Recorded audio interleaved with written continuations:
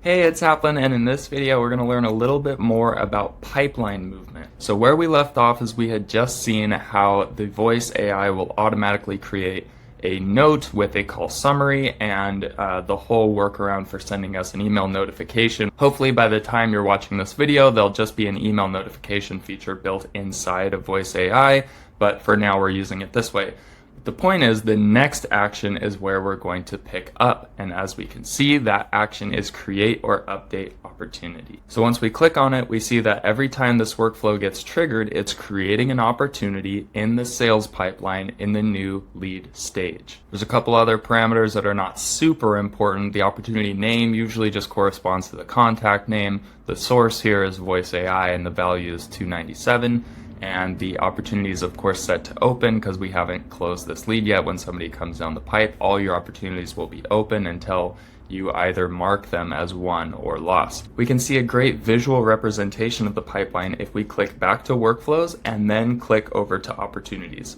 So just to give a quick overview of what the sales pipeline looks like, when you make your list of prospects, there is a bucket for that starting on the left-hand side. Then we have first, second, and third outreach. All of that is just manual organization for your prospecting efforts. But once somebody actually demos the voice AI, that is where the automation really starts to kick in. So that lead is created as a new lead in the new lead stage. Then after that, we can see there is call booked, call attended, and subscribed. This pipeline stage movement is controlled by the other workflows. So for example, if we go back into automations, we can see the call confirmation and reminders. When that workflow triggers, it triggers based on somebody having booked an appointment, which we'll learn more about in the calendar setup.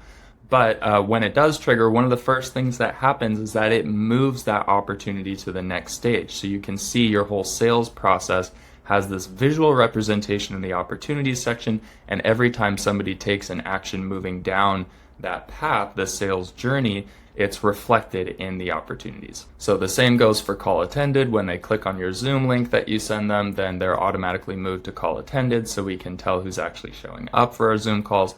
And then when there's a new checkout, when there's a new sale, that actually does two different actions. It moves them to subscribed on the sales pipeline, but it also creates them as a new client in the onboarding pipeline. So we also have an onboarding pipeline that's a separate pipeline you can toggle over to, where we have stages very similar to the sales pipeline, just helpful for organizing your process.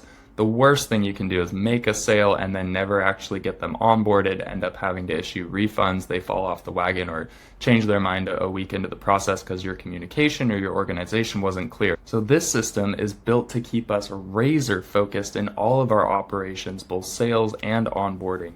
And opportunities plays a major role in helping us achieve that. So once you understand the way opportunities work and how the opportunity action works in each of the workflows, you can move on.